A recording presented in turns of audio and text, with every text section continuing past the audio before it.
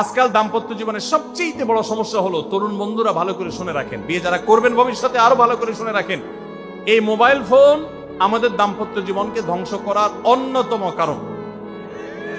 অতএব আল্লাহর ওয়াস্তে মোবাইলগুলোকে নিয়ন্ত্রণ করেন, মোবাইলগুলোকে নিয়ন্ত্রণ করেন। বাসায় ঢোকার আগে মোবাইলের গলা চিপে বন্ধ করেন, এরোপ্লেন মুড করেন।